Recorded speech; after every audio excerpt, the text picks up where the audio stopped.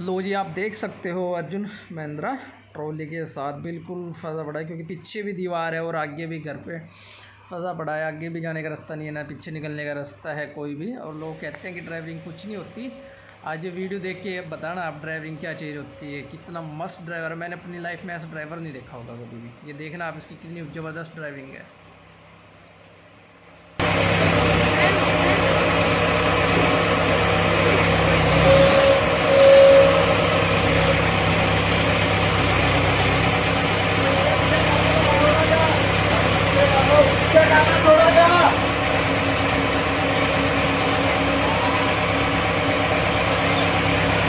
Được chưa?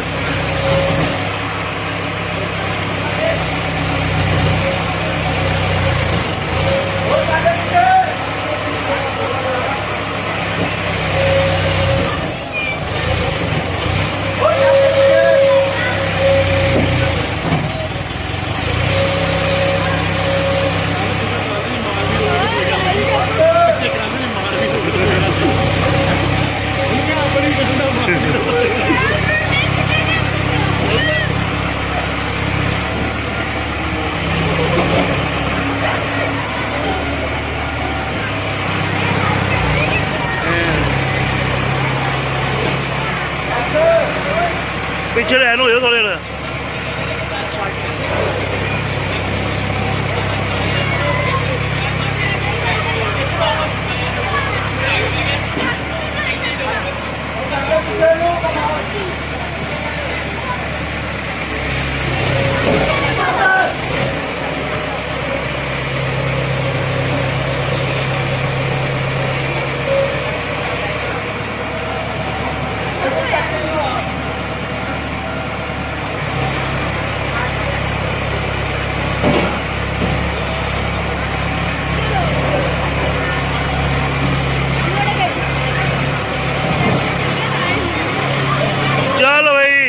हो गया ही काम।